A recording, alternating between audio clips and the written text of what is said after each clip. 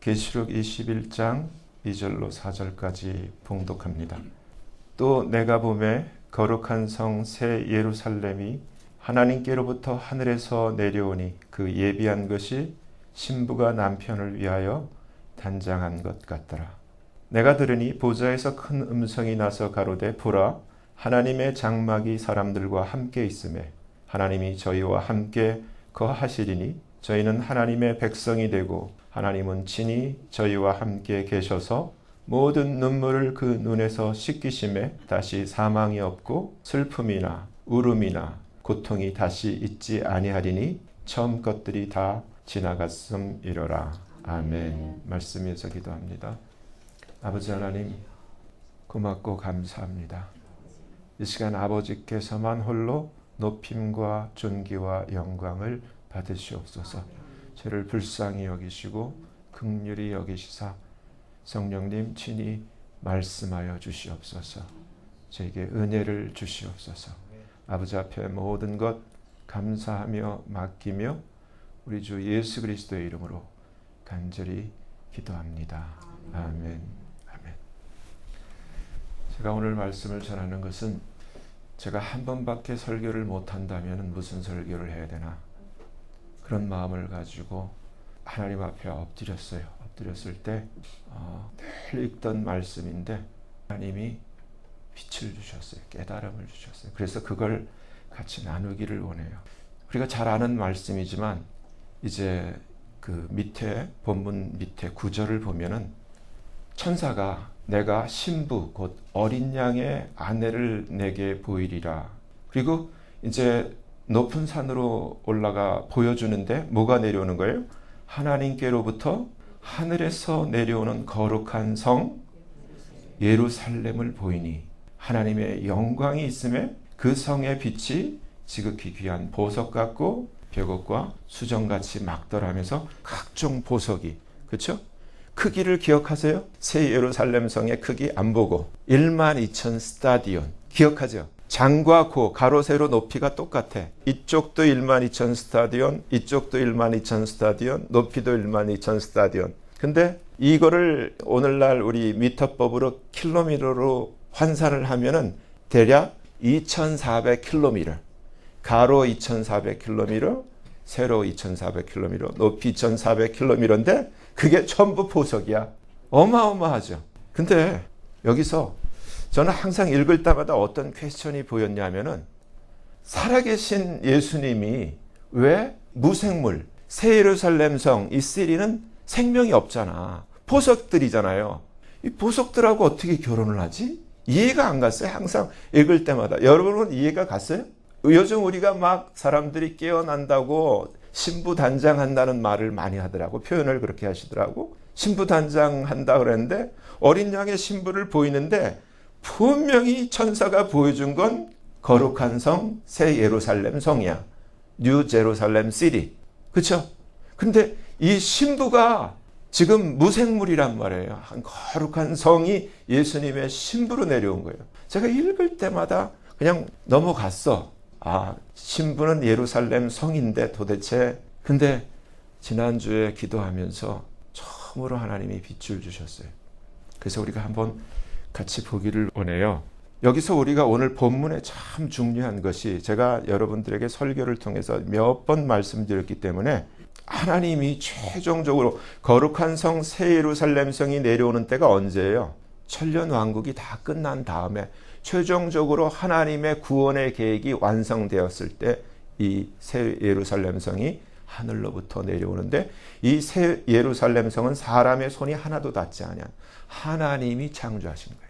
그렇죠? 이 거룩한 성이 하나님의 영광이 있는 이 성이 내려오는데 이때 하나님이 하시는 일이 딱 두 가지라 그랬어요. 기억하세요? 첫째 뭐예요? 하나님이 함께 산다.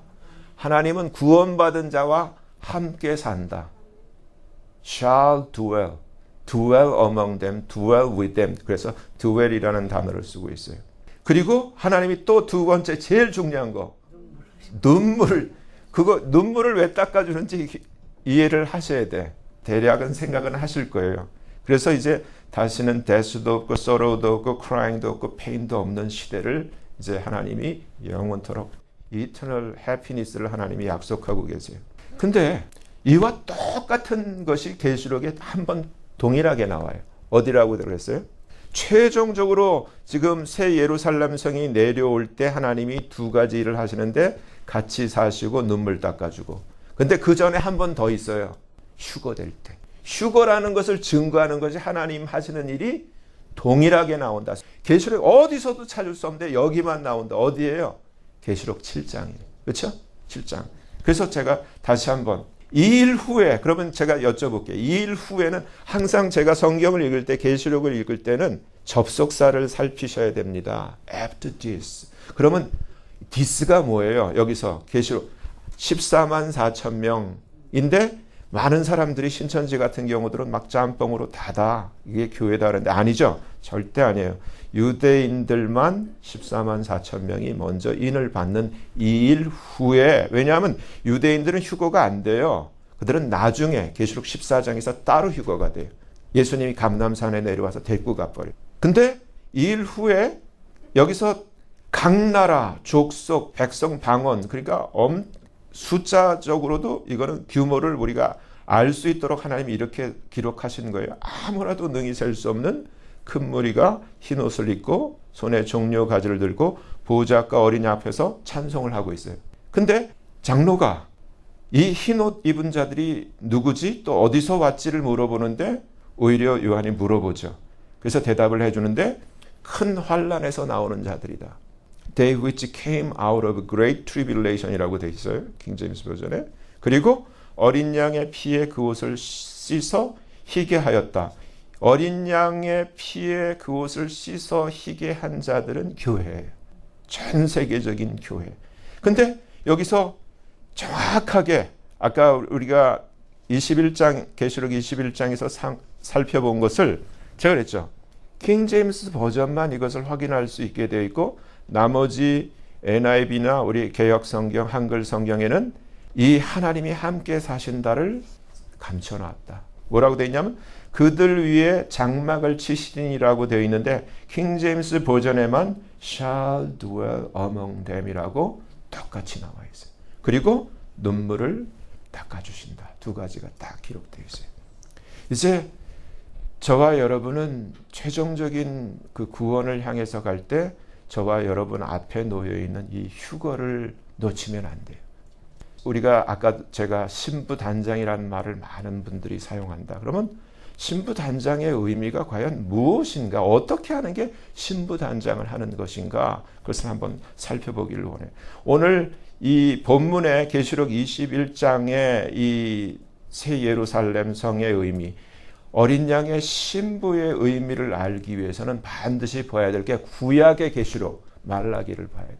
그 말라기에 3장 16절서부터 보면 여러분들이 하고 금세 힌트를 얻으세요. 3장 16절서부터 보면 그때 여호와를 경외하는 자들이 피차에 말하며 여호와께서 그것을 분명히 들으시고 두 사람이에요. 어떤 사람을 하나님이 기념책이라면은 첫째 여호와를 경외하는 자, 둘째 그 이름을 존중히 생각하는 자.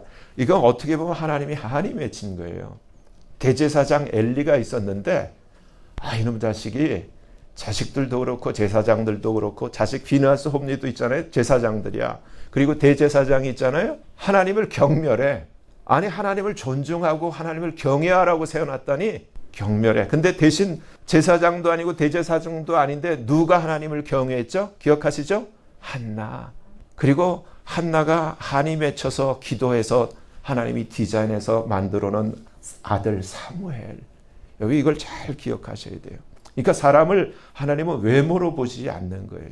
하나님은 우리의 마음 중심을 보시는 하나님이세요.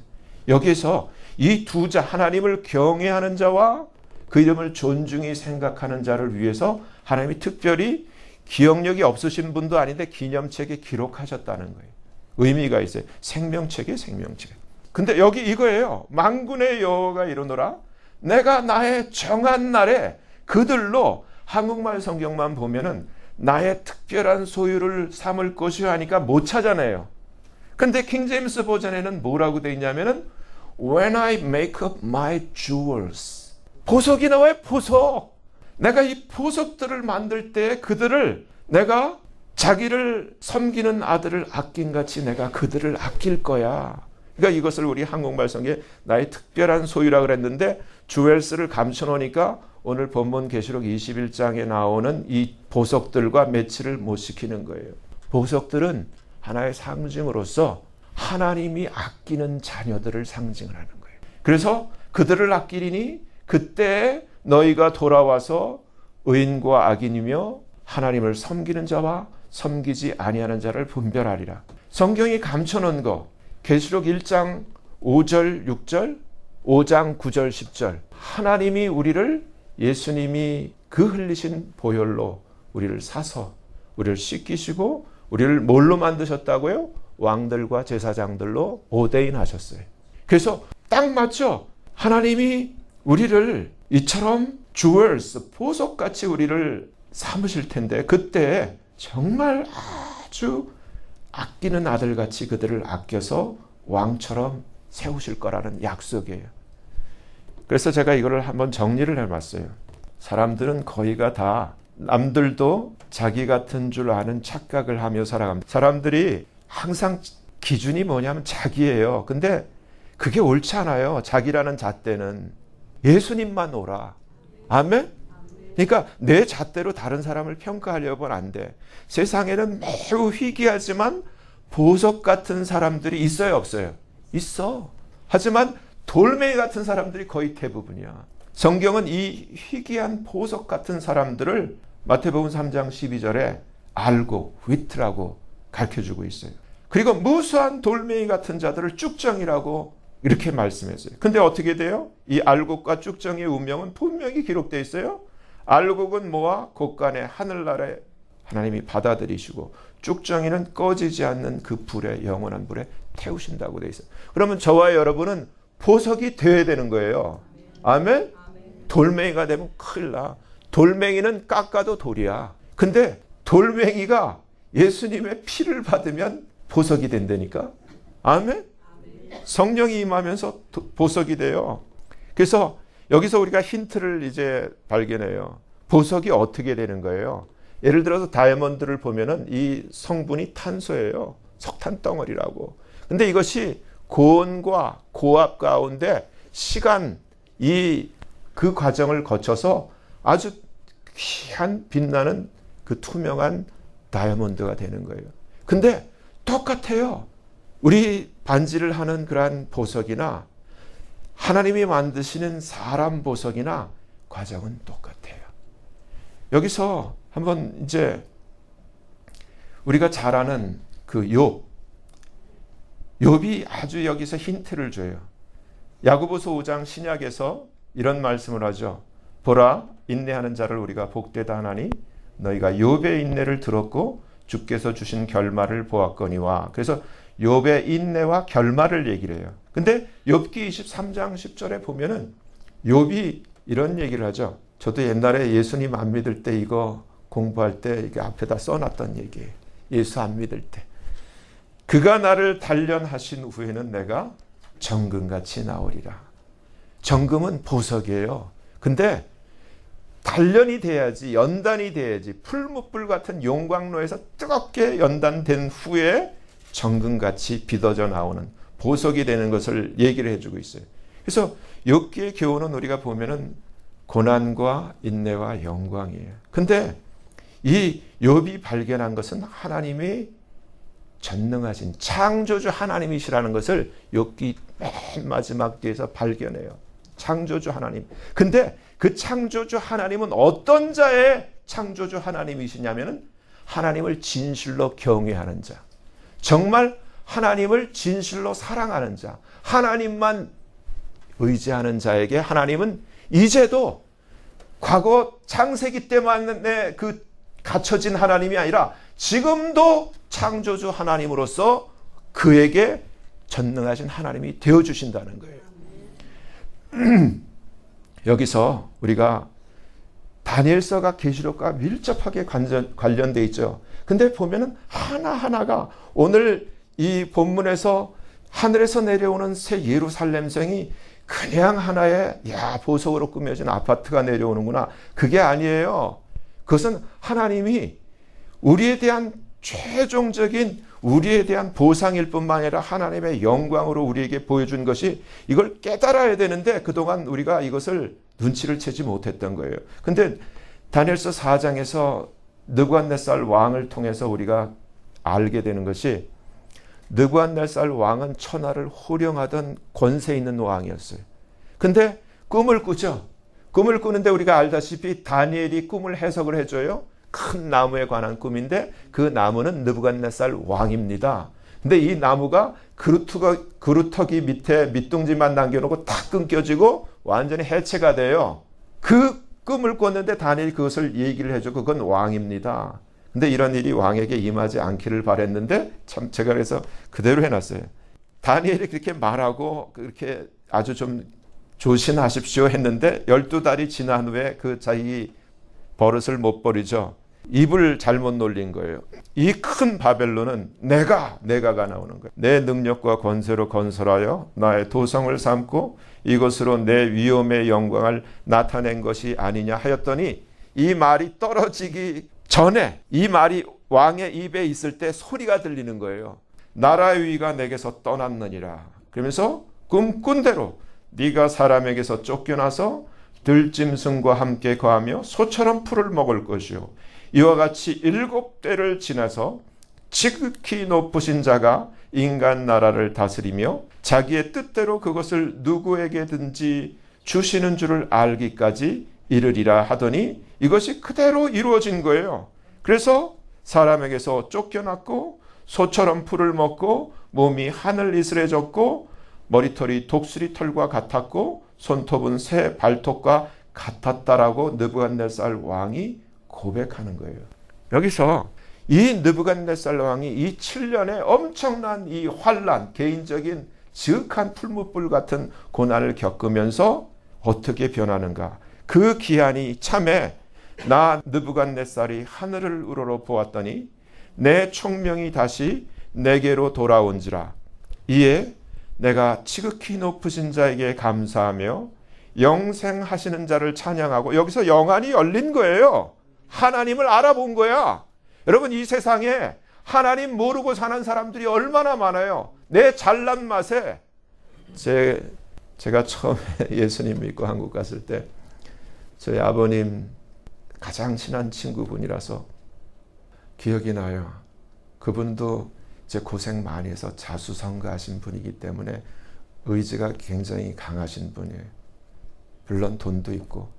근데 이렇게 얘기를 하는 게 주먹을 딱 내면서, 마 나는 내 주먹을 믿고 살아 자식아. 그러면서 뭐 어떻게 얘기를 하냐면, 넌 부모에게 불효를 하고 있어. 너 여자는 얼마든지 갈 수 있는데 부모는 못 갈지 않니? 꼭 그렇게 살아야 돼. 이렇게 하던 분이 있어요. 참 안타깝게 그분이 그렇게 사시다가 예수님 모르고 돌아가셨는데 너무 가슴이 아파요. 내가 지극히 높으신 자에게 감사하며 영생하시는 자를 찬양하고 존경하였노니 그 권세는 영원한 권세요 그 나라는 대대에 이르리로다. 땅의 모든 거민을 없는 것 같이 여기시며 하늘의 군사에게든지 땅의 거민에게든지 그는 자기 뜻대로 행하시나니 누가 그의 손을 금하든지 혹시 이르기를 내가 무엇을 하느냐 할 자가 없도다. 동시에 내 총명이 내게로 돌아왔고 내 나라 영광에 대하여도 내 위엄과 광명이 내게로 돌아왔고 또 모사들과 관원들이 내게 조회하니 내가 내 나라에서 다시 세움을 입고 또 지극한 위세가 내게 더하였느니라. 끝을 이렇게 맺고 있죠. 그러므로 지금 나 느부갓네살이 하늘의 왕을 찬양하며 칭송하며 존경하노니 그의 일이 다 진실하고 그의 행하심이 의로우심으로 무릇 교만하게 행하는 자를 그가 능히 낮추심이니라. 근데 여러분, 이걸 제가 이렇게 봉독해 드렸지만 이걸 여러분 들으면서 똑같은 패턴을 여러분들이 발견하시는데 구약의 거의 대부분, 욥기도 마찬가지잖아요. 고난 가운데 하나님이 일부러 고난을 줘요. 고난 가운데. 그리고 맨 마지막에 가서는 하나님이 영광으로 회복을 시켜줘요. 여러분 보세요. 다 다윗도 봐요. 다윗이 정말 이새의 막내 아들로 사무엘에 의해서 양각나팔에 기름을 부어서 왕이 된 이후에 고난의 길을 걷게 돼요. 그렇죠? 그 고난의 길을 걷게 되고 누구한테 늘 쫓겨요? 자기가 섬기던 사울에게 계속 쫓겨요. 근데 그것은 이 시대로 보면 왕으로 기름 부음 받은 우리에게 하나의 샘플을 보여주는 거예요. 그래서 정말 어떻게 보면 600명의 소년들을 이끄는 아무것도 아닌 작은 무리의 리더인 것 같지만은 하나님은 그를 진정한 왕으로 기름 부음을 받은 거예요. 저와 여러분도 마찬가지예요.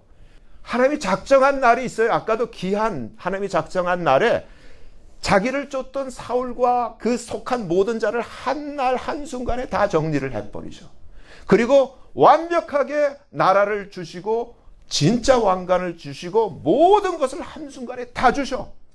근데 저와 여러분도 동일한 거예요. 이 세상의 삶을. 근데 오늘날 이 하나님의 말씀을 우리가 잘못 오해를 하고 있는 거예요.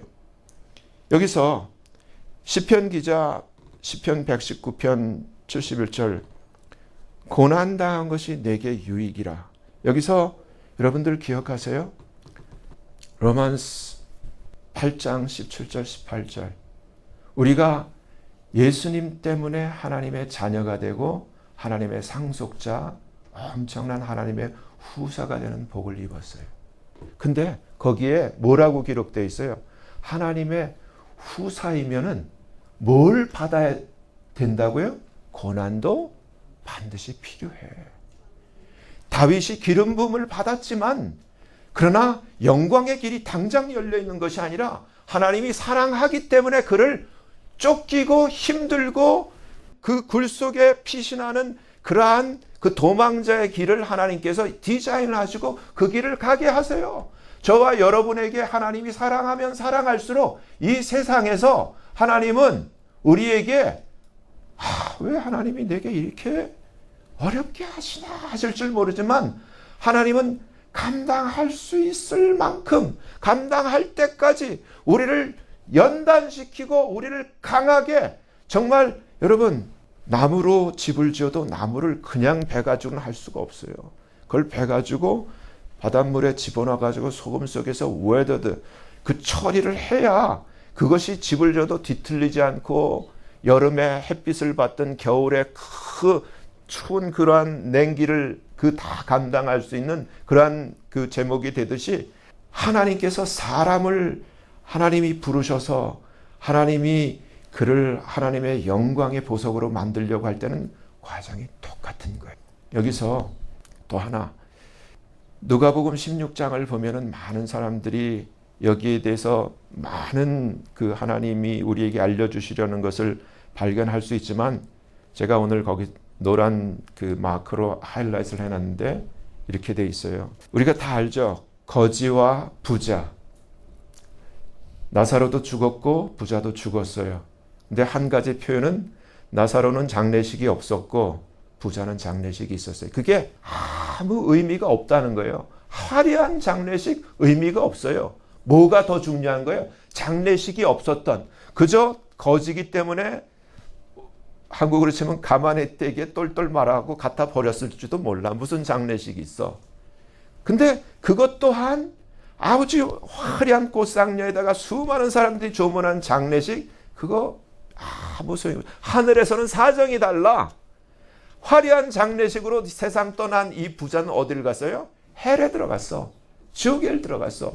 그리고 장례식도 없이 정말 울어주는 사람도 없이 개들이 와서 핥던 이 나사로는 어딜 갔어요? 천국에 갔어. 아브라함 품에 갔어. 이걸 극명하게 보여주는 거예요. 근데 여기에 대해서 이 부자가 나사로와 그 품에 안겨있는 그 아브라함을 향하여 얘기하는 그 다이얼로가 기록되어 있는데 이렇게 되어 있어요. 아버지 아브라함이여 나를 긍휼히 여기사 나사로를 보내어 그 손가락 끝에 물을 찍어 손가락 끝에 이 물 이런 물도 아니고 물 한 병 달라는 것도 아니고 손가락 끝에 물 좀 달라. 얼마나 절박한 거지 얼마나 고통스러운지 여러분 그걸 상상을 하셔야 돼. 그 물로 찍어 내 혀를 좀 서늘하게 해주세요. 자기의 소원이 이거야. 물 한 방울. 내가 이 불꽃 가운데서 고통이에요. I am tormented. 고민이 아니에요. 고통당하고 있는 거예요. 근데 여기서 아브라함이 하는 말 이렇게 얘기를 해요. 여러분 이걸 새기셔야 돼요. 이 말씀이 하는 그 인생의 의미가 무엇인가? 어떻게 살아야 되는가? 우리는 지금 교회가 잘 먹고 잘 사는데 집중이 돼 있는데 it's wrong direction. 잘못됐다는 거예요. 예, 너는 살았을 때 good things, 너의 좋은 것, 오늘날 번영신학 다 잘 먹고 잘 살고 행복하고 높이 되고 하나님의 영광이라는 명분으로 이걸 바라잖아요. 근데 나사로는 evil thing, 엄청나잖아요. 사람 취급도 못 받고 거지로 그렇게 받았으니 remember, 뭐라 그래요? 이제 다른 얘기 없어요. 여기에서 어떠한 다른 이유가 하나도 없어요. 단지 부자는 너는 세상에 있을 때 좋은 것 받고 잘 살았고 이 나사로는 대신 고난받고 힘들게 살았지 않니? 이제 저는 여기서 위로를 받고 너는 대신에 고통을 받는 거야. 여러분, 인생의 의미가 구약에서부터 성경이 우리에게 가르쳐주는 것이 뭐냐면은 하나님이 구약의 교회가 시작될 때 최초 누구에서부터 시작되죠? 아브라함에서부터 시작되죠? 하나님 불러서. 그래서 모세 때 와서 광야 교회가 비로소 등장하죠. 광야 교회가 그 사도행전 7장에 보면 최초로 광야 교회에 대해서 언급을 해요. 모세 때 광야 교회. 그러면 오늘날 이 교회는 뭐냐? 교회의 정확한 의미는 하나님의 영광의 자녀, 보석으로 부름을 받고 영광이 약속된 자녀들이 여기서 그 고난의 도장으로서 변화돼가는 수련 도장이 교회인 것이고 그것이 광야 교회였던 것이에요. 근데 지금 완전히 어떻게 됐어요? 지금 이 시대 특히 마태복음 24장에 주님이 이렇게 얘기해요.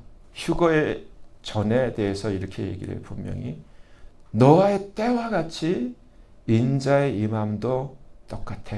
홍수전에 노아가 방주에 들어가던 날까지 사람들이 먹고 마시고 장가들고 시집가고 있으면서 홍수가 나서 저희를 다 멸하기까지 몰랐다는 거예요. 홍수가 나서 디스트로이 될 때까지, 그러니까 지옥에 떨어진 다음에야 깨났지 그 전까지는 전혀 알지를 못했다는 거예요. 근데 예수님이 분명히 말씀하세요. 예수님 말씀이기 때문에 주목하셔야 돼요. 인자의 임함도 이와 같으리라. 어떤 임함? 바로 지금이에요.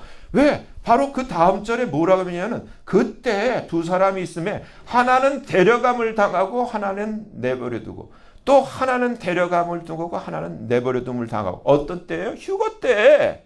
휴거가 임할 때 세상 사람들이 여전히 휴거되지 않는 사람들은 멸망당할 때까지 못 깨닫고 여전히 똑같이 시집가고 장가가고 먹고 마시고 그런 삶을 산다는 거예요. 그러면서 그때를 너희는 몰라 알지 못해. 하나님이 그렇게 디자인하셨어. 알았다면 깨어있어서 대비했겠지. 이렇게 말씀하시는 거예요. 근데 실제로 노아 때 어떤 일이 있었던 거예요?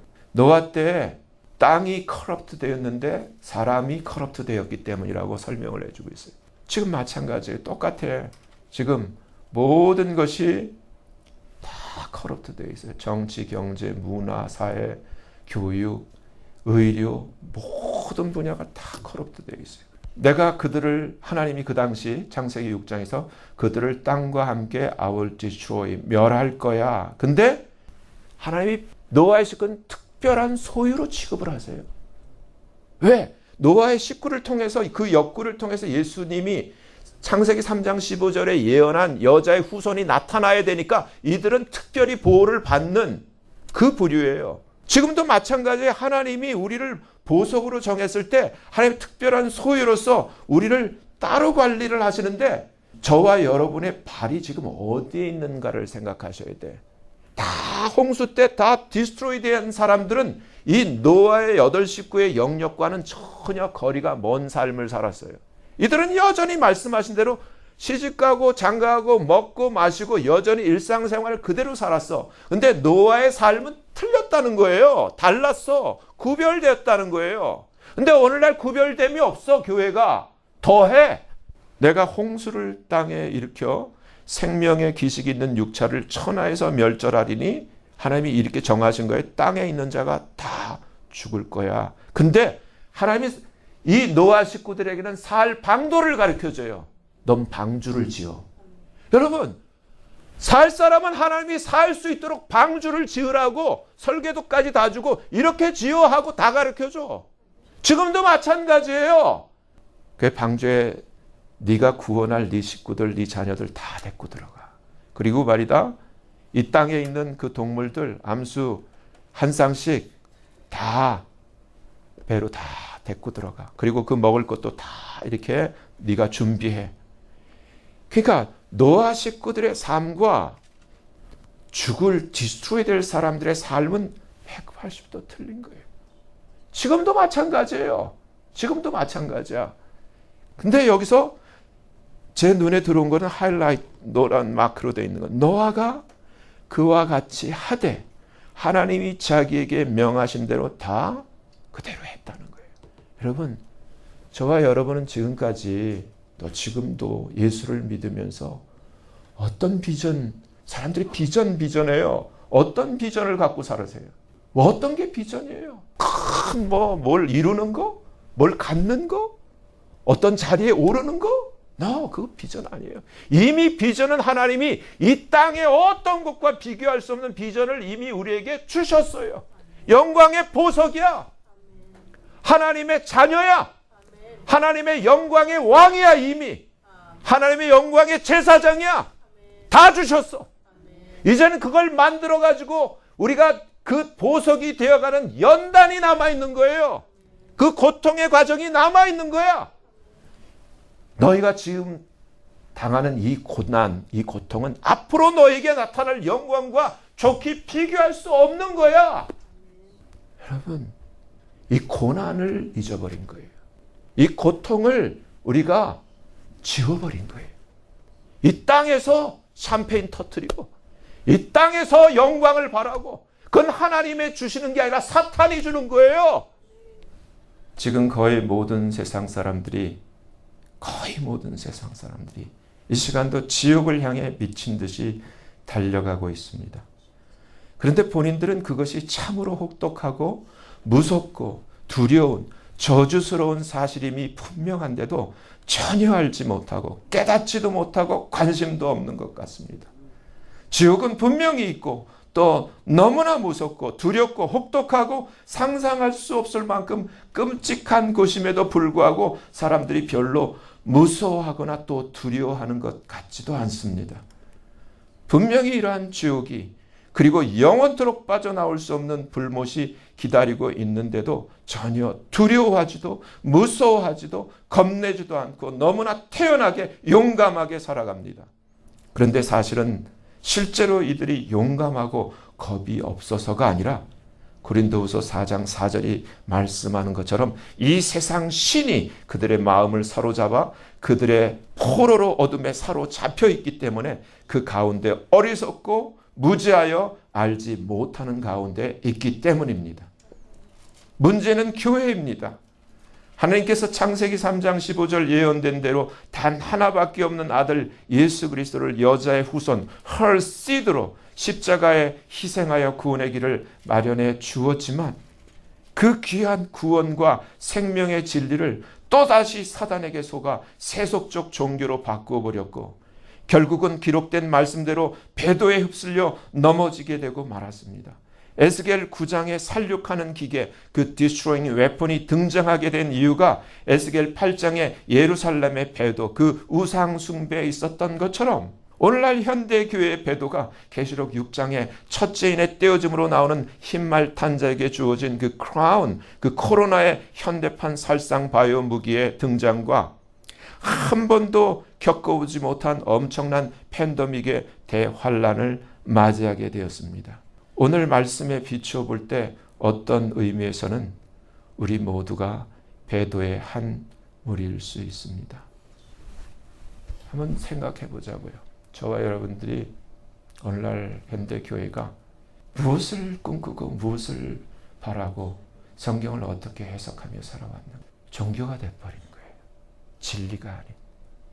저 영원한 창조주 하나님, 그분이 저와 여러분을 마귀의 자녀가 되어 있던 마의 포로가 돼서 영원히 사단과 마귀를 위해 예비된 영원한 불 속에 끌려 들어갈 수 있는 수많은 자를 살려내기 위해서 하나밖에 없는 아들을 희생하여 그 피로 십자가에서 우리를 구원하시고 씻기시고 대속하셔서 구원의 길을 만들어 주신 다음에 이 영광의 보석으로 우리를 기름 부으셨는데 우리는 이 땅에서 엉뚱한 이 땅의 영광을 바라면서 마귀에 속아서 종교놀이를 하고 있었던 거예요. 여러분, 다시 한번 오늘 본문에 거룩한 성 새 예루살렘, 하나님이 영광의 신부로 이렇게 상징하신 이 엄청난 하나님의 영광이 서려 있는 이 보석으로 단장되어 있는 이 놀라운 이 어린 양의 신부, 이것은 저와 여러분을 상징하는 이러한 영광을 꿈꾸면서 이 땅에 당하는 고난, 여러분, 우리가 욥의 결말, 다니엘의 결말, 요셉의 결말, 모든 구약의 모든 믿음의 선진들이 보여준 것은 다 고난의 길이었어요. 그 가운데 하나님이 주신 다윗에게 주신 그 왕처럼 저와 여러분들에게도 똑같이 왕으로 이미 오대인하셨고 약속은 남아있어요. 이제 우리가 다시금 하나님 말씀 앞에서 우리가 이제 정말 회개해야 돼요. 정말 하늘을 향해, 저 영광의 새 예루살렘 성을 향해 우리가 다시 한번 하나님의 약속된 후사로서, 왕들로서, 제사장들로서 이 고난의 길을 정말 왕의 보석처럼 빚어질 수 있도록 우리가 다시금 하나님 앞에 저와 여러분의 삶을 드리기를 바라요. 이러한 영광의 보석으로 하나님 앞에 정말 주님이 이제 공중에 오실 날이 가까운데 그때 정말 하나님 앞에 설 수 있는 그러한 하나님이 부르신 그러한 보석으로서 회복되어지는 저와 여러분들이 되어지기를 예수님의 이름으로 축원합니다. 기도합니다. 하나님 아버지 감사합니다. 오늘 말씀을 통하여 성경이 가르쳐주는 참된 신앙생활이란 궁극적으로 하나님의 자녀로서 하나님의 영광의 보석으로 변화되는 고난을 견디는 인내의 과정이라는 사실을 알게 되었습니다. 이제껏 나 자신을 위한 이기적인 종교생활을 신앙생활이라 착각하고 잘못 신앙생활했던 것을 회개하오니 용서해 주시옵소서. 하나님 아버지, 불쌍히 여기시고 긍휼히 여기시사 은혜를 베푸시고 도와주시옵소서.